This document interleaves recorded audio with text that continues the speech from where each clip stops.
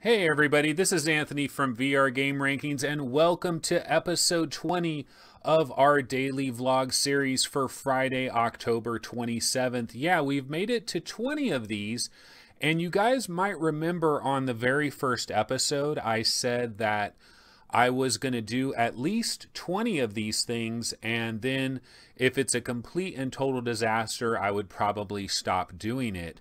Well, I don't know that it's been a complete and total disaster, and I'm not going to stop doing it. I'm going to try to keep doing this as much as possible. I do need to remind people, though, that I do actually have a regular job, and eventually my regular job is going to call me, and they're going to tell me to come back to work. And if I have to work 8-hour shifts, what I'm probably going to do is I'm probably going to have to record this daily vlog the night before. And so the news is going to be delayed. So that's going to kind of suck from that standpoint. But basically, I'm going to worry about that when it actually happens. So I'm not going to worry about it right now. Also, today is Friday, and I just want to remind folks that this daily vlog series is a Monday through Friday thing. I do not do a show on Saturday or Sunday. One of those 2 days I'm going to be recording the VR Roundtable podcast. So basically, I'm on camera 6 out of the 7 available days of the week. So I give myself 1 day off to not have to worry about being on camera at all.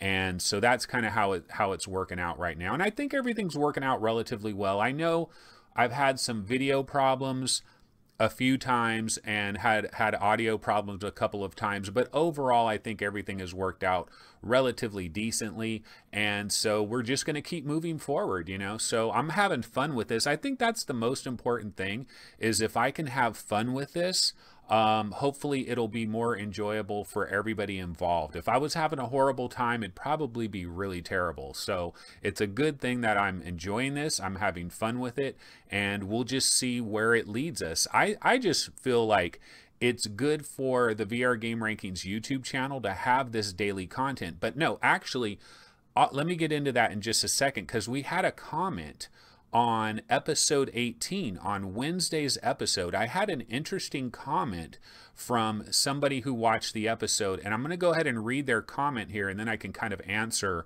what they had to say about that. And I also want to kind of get your guys' opinions as well to this comment. Okay, so Jamster 2400, this was on Wednesday's episode, episode 18. He left this comment. So here's his comment. Don't get me wrong, I do really enjoy your videos as you go into a lot of depth into everything VR related. But do you think it would make sense to reduce the number of videos to once per week instead of daily? This way you could really streamline the videos and focus on the key stories. I don't know, just an idea. I reckon you would get more subscribers out of, as a lot of people don't have 30 minutes every day to listen. So this was from Jamster 2400. And so he's basically saying, look, do you really think you should be doing these shows every single day? Wouldn't it be better if you just did one key show and streamlined it and focus in on the key stories rather than just doing this daily thing that he doesn't feel like a lot of people have 30 minutes every single day to tune into this YouTube show or to listen to this this daily vlog. And so I don't know, man, I'm kind of new at this, and I don't know if that would be a better idea or having these daily shows is a better idea. Now, what I've always thought, see, I think the daily vlog idea, the original idea for this is I wanted to have a VR Game Rankings YouTube channel. And the main reason I wanted a VR Game Rankings YouTube channel is to help promote the website. You know, that's what this was all about. That's why I started this.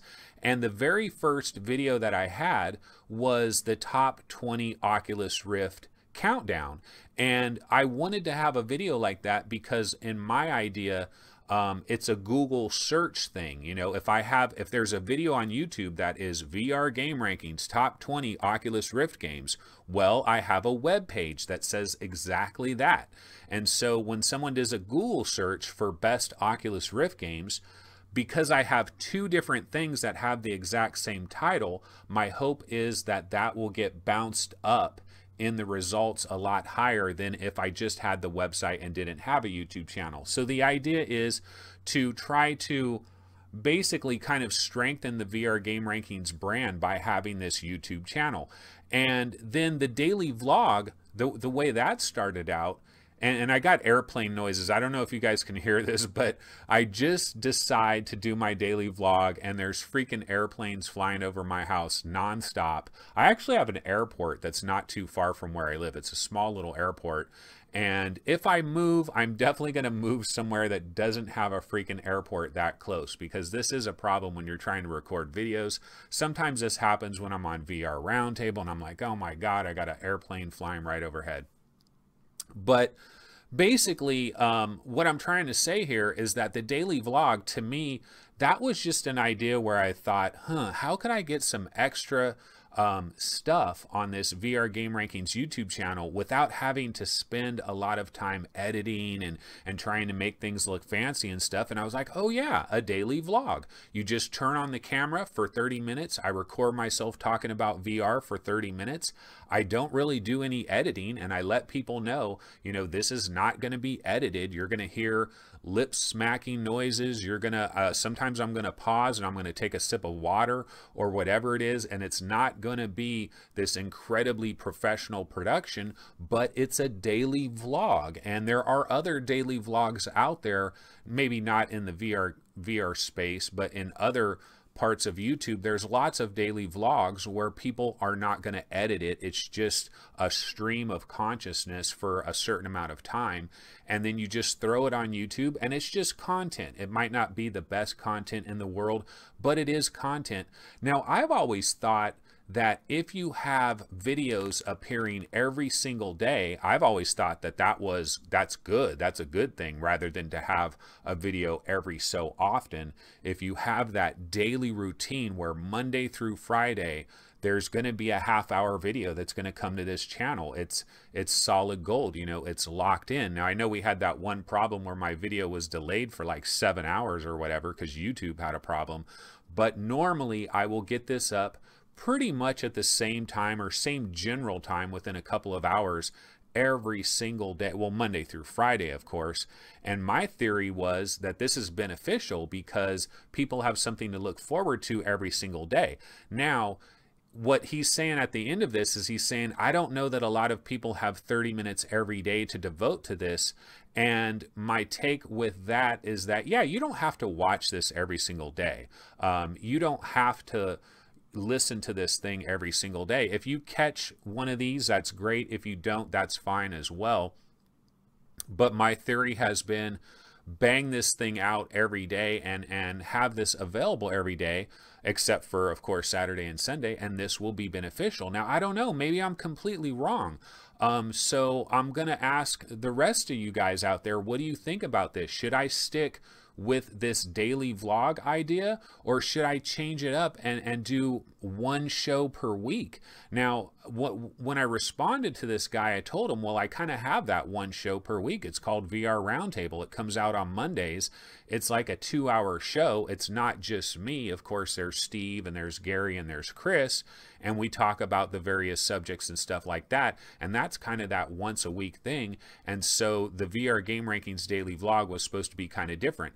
But anyway, what do you guys think? Tell me. Go ahead and tell me. Do you think the daily vlog is a good idea? Do you guys like the fact that every single day, every weekday, you can look forward to this?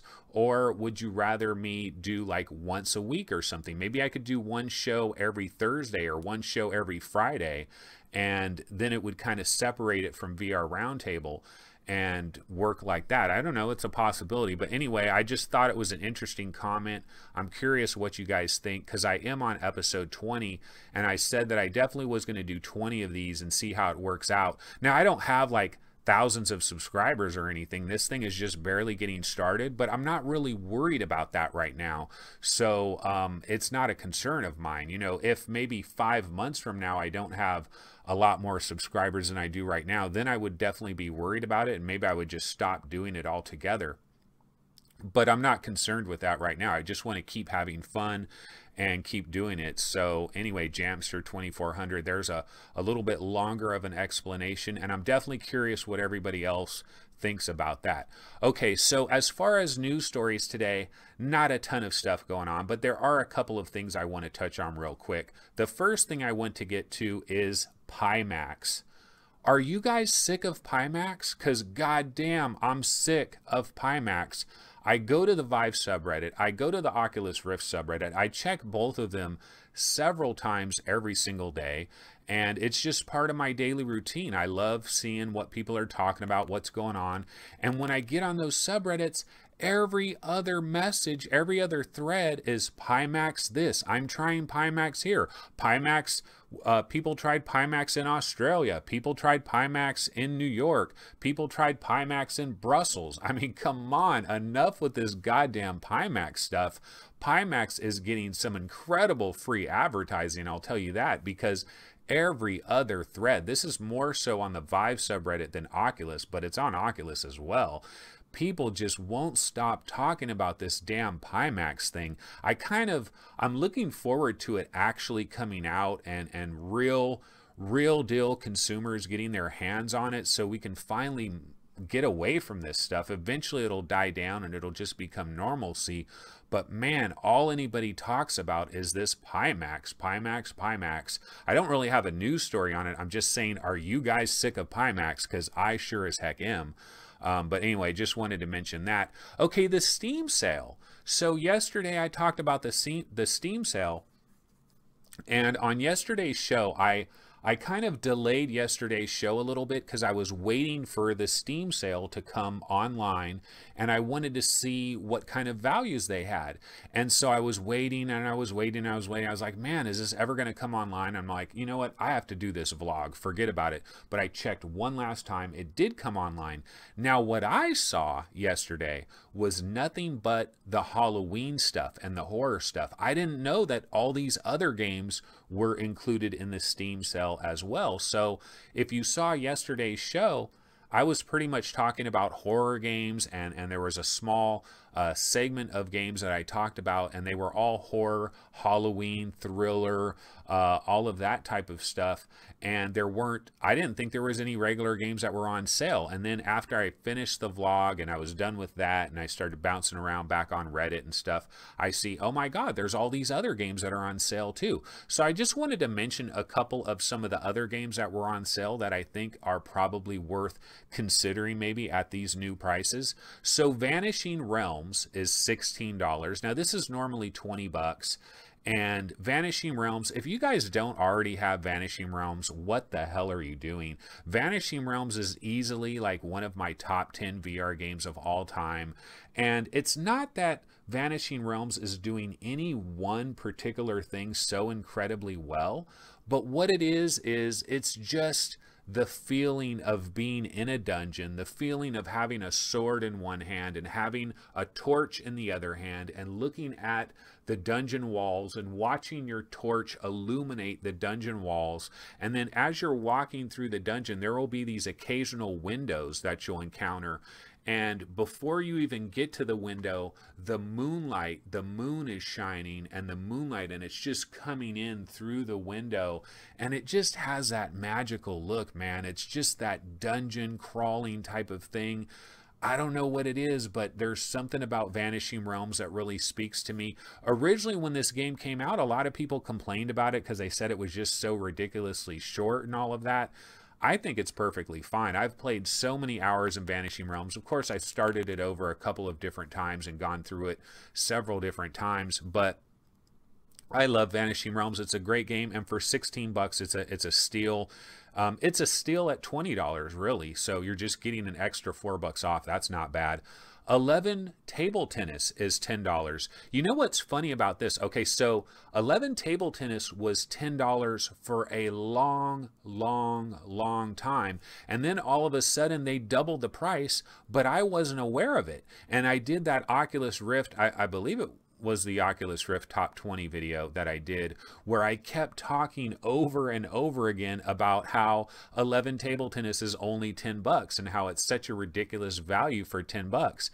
And then somebody sent me a message and said, hey, or maybe it was in the YouTube comments or something, I forget what it was, but somebody said, Do you know that 11 table tennis isn't $10? It's actually 20 bucks, and you kept going on and on and on about how it's only $10.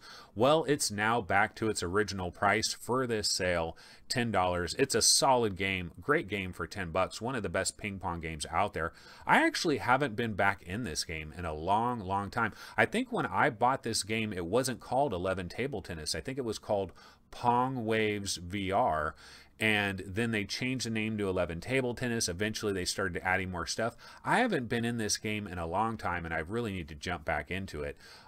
Operation Warcade, I've talked about this on this episode. They have, I mean, not on this episode, but on the daily vlog, I've talked about Operation Warcade. They have a new demo for it. This game has dropped down to $12, which I think is a great price for this. So if you're into the retro stuff and you kind of like the diorama type of thing, that's basically what Operation Warcade brings. Smashbox Arena, 10 bucks. So many people rave about Smashbox, one of their absolute favorite multiplayer games. Gary did the review for VR Game Rankings, and he gave it like a really high score, like in the 90s. And I remember contacting him and saying, Gary, is this really that good? I mean, you're really going to give this a score in the 90s? And he was like, yeah, man, I really liked it that much. And so Smashbox Arena, tons of people rave about it.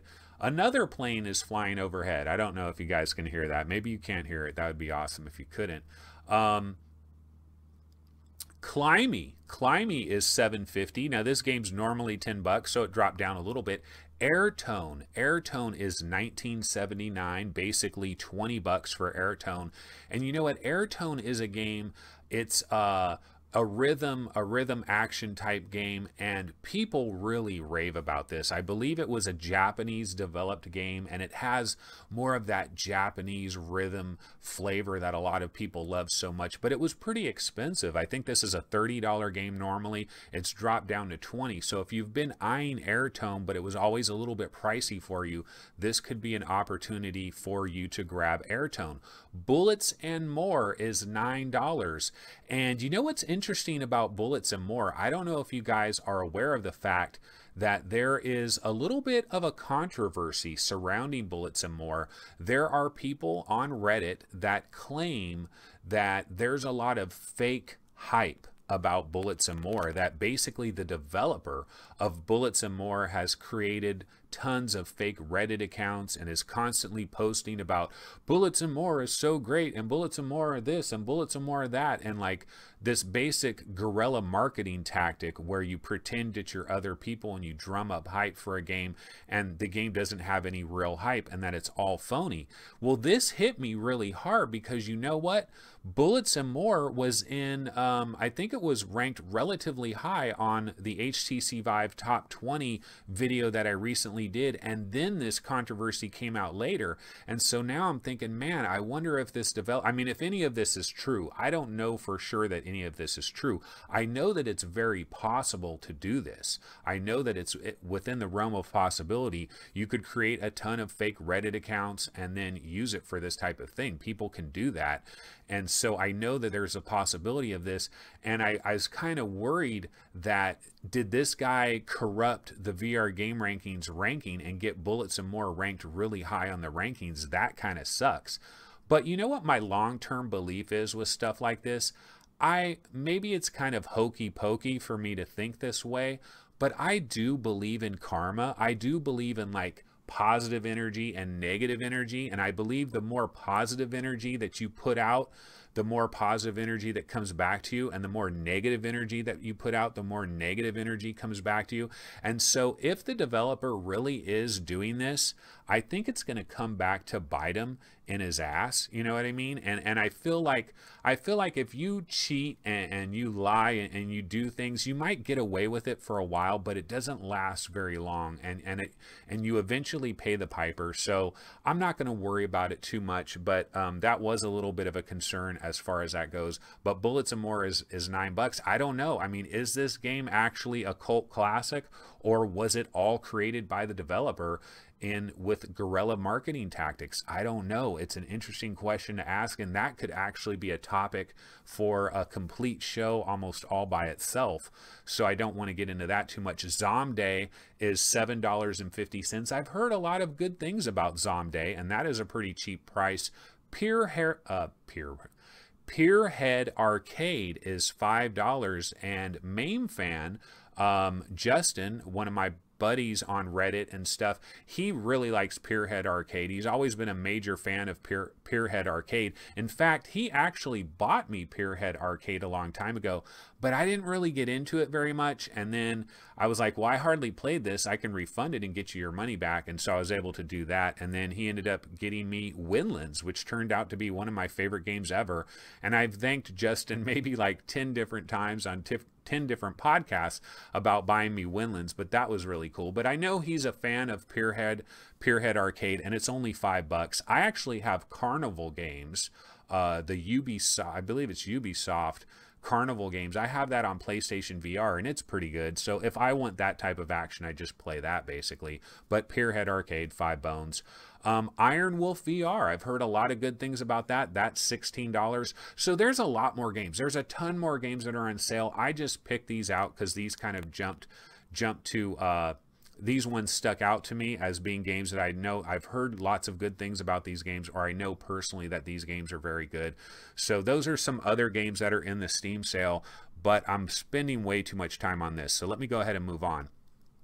Okay, so L.A. Noire. Now, we know we're getting L.A. Noire, the VR case files, I believe, on November 14th. It's a small section of the game. It's only specific case files that have been dialed in for VR. Well, why is this in the news? It's in the news because yesterday, Rockstar released a brand new trailer for L.A. Noire, because there's a remastered version that is of the regular game that is coming to PlayStation 4 and Xbox One, and I assume it's coming to PC as well, a completely remastered version of it. But we saw this trailer, but there was no mention of the VR version whatsoever, which I found a little bit disappointing. But watching the trailer has gotten me hyped. I'm really looking forward to this, especially after playing something like the Invisible Hours, and Quinero, and then something else I'll be talking about a little bit later in this episode. But after trying some of this other stuff, it's made me more hyped for L.A. Noire. So I'm really looking forward to November 14th and the release of this. I don't know, are you guys hyped on this? Are you guys going to be picking up L.A. Noire? Or are you more interested in maybe From Other Suns, which is coming out on that very same day? And then 2 days later is the open beta for Payday 2. So there's a lot of stuff right around that time. Karnage Chronicles got its first content update, and it's now on Oculus, and it's also been discounted. I know the Oculus price was, I believe, $18.74 or something like that. I'm assuming the Steam price is the same way. I think this game, the regular price is either $29.99 or $24.99 for Karnage Chronicles. And what I'll say about Karnage Chronicles is, two of my favorite VR games, period. I talked about Vanishing Realms. The other one is The Mage's Tale. Vanishing Realms and The Mage's Tale are two absolutely excellent role-playing games in VR. Now, how much of a role-playing game are they? They're more of a dungeon crawler than a true role-playing game, but they have that role-playing game aesthetic. And so Karnage Chronicles is very similar in that same vein. And honestly, I can tell you, I'm a huge fan of Karnage Chronicles. My only problem with the game is that you run through the content relatively quickly, and then it's like, oh, okay, now what? And the developer has always been promising that there's going to be a lot more stuff that is going to come to Karnage Chronicles, and it's an early access game, I believe, right? So it's back in the news because it got its first content update, and I'll read off some of the things that have been added to the game. So minimum game time per hero class increased from 2+ hours to 5+ hours. Completely reworked the start of the game and extended level 1 to become a proper dungeon crawl. Real-time save system keeps track of your dungeon crawling progress and allows you to continue where you left off. 2 NPCs, one a quest giver with full voiceover and dialogue options, the other a shopkeeper. Quest journal, inventory system, complete customization of weapon loadout, magical potions, magical rings and necklaces, a magical scroll, basic player housing, a town portal system, additional mode of difficulty. We now have easy, hard, and impossible. New monster class, spiders. Great, just what we need, spiders. Okay, quests and rewards, new weapons, additional trash loot, randomized item drops from monsters and chests, additional secrets and puzzles in level 1. Be sure to search well. Okay, blah. So there's a ton of stuff here.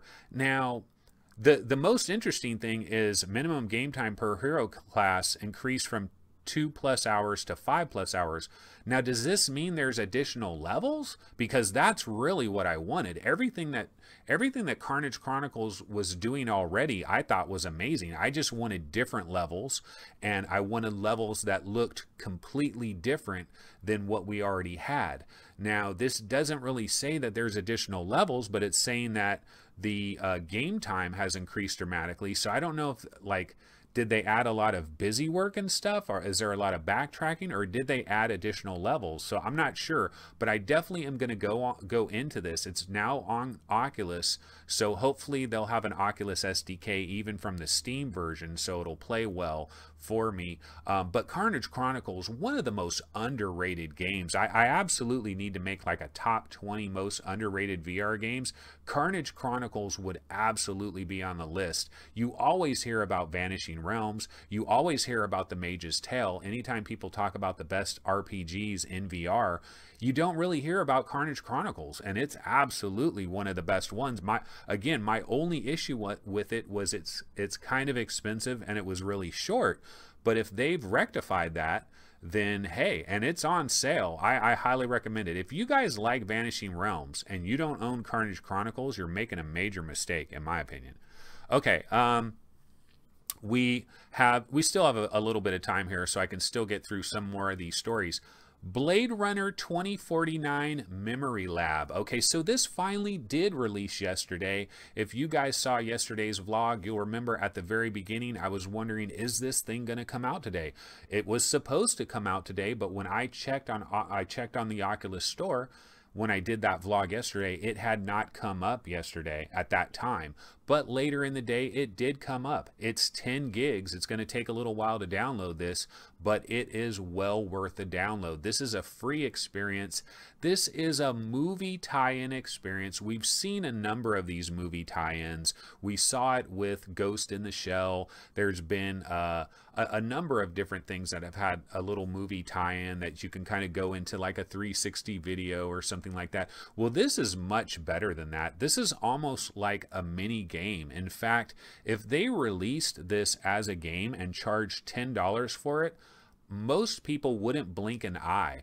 It's relatively short if it was a paid experience, but for a completely free experience, it's actually really long. And there's a lot of great production value that is going on here. It does remind me of The Invisible Hours in certain ways, where you're kind of viewing a story and following things, and just the way they do the production quality, and they have this lady that's talking to you, and she looks, they're using like these tricks where the background of the scene is made from like Unity or Unreal Engine or whatever like that, but then they're almost using like a full motion video that is wrapped on somebody in the same way of that Buzz Aldrin Journey to Mars type of thing. It kind of looks like that in some of these spots. Looks really good. And then you get into the actual Blade Runner environment yourself, and you're able to teleport around. At first, I found the teleporting kind of clunky because I would teleport to a certain area and I'd always be faced in the wrong direction, and then I'd want to turn around, but it does the whole Oculus like face the front deal, so it doesn't have a completely 360 mode that I could find. So it's kind of like Robo Recall, when Robo Recall first came out and it kept telling you to turn around and to face your front sensor. So it does have that. But when you teleport, you just have to pay attention when you teleport to make sure to turn the direction that you're going to face towards the right direction, and then you can just stay in one spot and you can teleport around. But the thing that I like so much about this Blade Runner experience is the fact that they put you into the Blade Runner world. They put you on the ground. You're seeing the buildings. You're kind of in that New York Times Square type thing where there's, you know, billboards and moving billboards and all this stuff going on.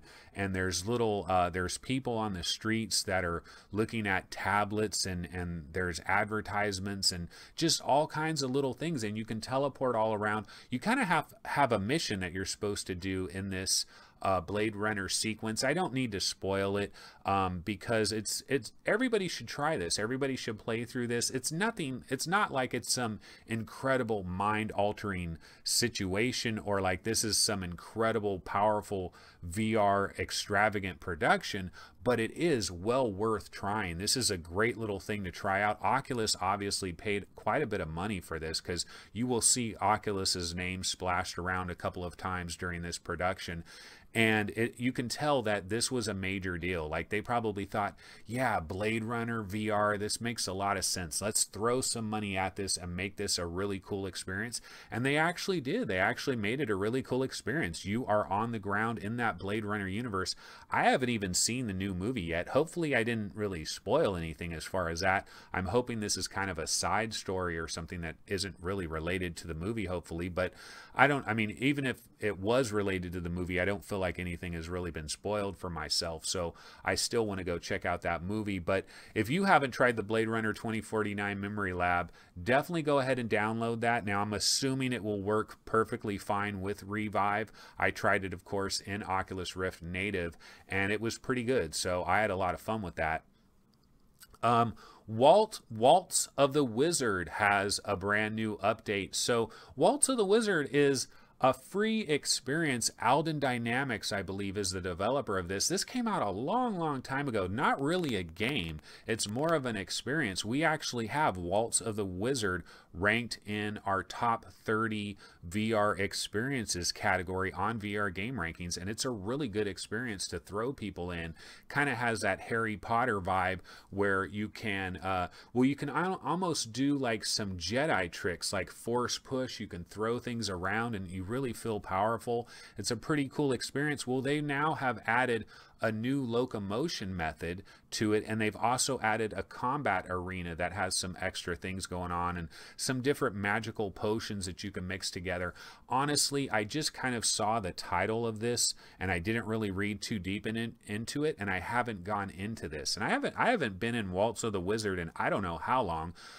Some people have complained, though, that this new locomotion thing that they brought to it actually is not a good thing. I don't know, but it's something new. So if you have that, you might want to get that updated and jump back into that and see if you like any of the new modes that they've brought to that.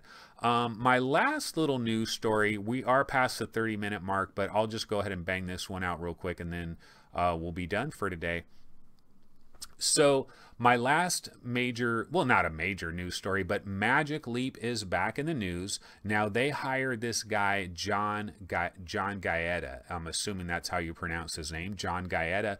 So this guy was the visual effects supervisor on The Matrix, and he's kind of known as the guy that brought us bullet time. You know, when The Matrix first came out, the whole slowing down of time and like taking the camera and being able to watch it from any angle. I mean, we see that in beer commercials and all kinds of commercials nowadays. It's such a well-known effect, but that got its start way back in The Matrix. That's when it first really happened, and this guy was kind of the guy that did it. He was like one of the chief people behind it, and so he ended up moving on, and he went to ILM, and he actually was like the creative director and co-founder of the ILM X Lab. Well, we heard like at least a year ago, I think it was, that ILM X Lab signed some kind of deal with Magic Leap, and there was going to be some Star Wars Magic Leap stuff, and that stuff is still being worked on to this very day, as far as I'm aware. And John Gaeta was the guy that was probably the chief guy in this deal, and he started working with Magic Leap, and now he has been hired away, and now he works for Magic Leap. And what does this really mean? I mean, does this mean anything in the grand scheme of things? The thing is, Magic Leap has so much freaking money. So much money has been invested into them that they have they have like Scrooge McDuck money, okay? And so they just take a wheelbarrow of money and they roll it out of their Scrooge McDuck mansion, and they say, here, John Gaeta, here's a wheelbarrow of money. Come join us at Magic Leap. But you gotta hope that somebody like John Gaeta, I mean, he was the co-founder and creative director of ILM X Lab. For him to leave that company and to join Magic Leap, he has to have seen something pretty amazing. And again, with Magic Leap, we keep hearing that they have a headset that's going to be in the $1,500 to $2,000-ish range, and that these things are going to start going out soon. I saw something else that was on Upload VR. I just looked at this really briefly, but something about some November thing that they're going to be having at Magic Leap, or maybe something might be somewhat unveiled, or a little bit of the curtain pulled back on Magic Leap a little bit, maybe this November. But who knows? We don't know. But anyway, back in the news with the hire of John Gaeta. He is supposedly a really talented individual, and he's going to head up some stuff for Magic Leap. And he's probably going to continue to work actually with ILM X Lab on this Star Wars stuff, but probably oversee some additional projects as well. So anyway, guys, I'm well past the 35-minute mark, and that is going to go ahead and wrap it up for this week. Let me see if there's anything else I need to bring up. No, that pretty much does it. So that is going to wrap it up for another week of our VR Game Ranking Daily Vlog series. This has been episode 20 for Friday, October 27th, and I will see you guys on Monday. So take it easy. Later.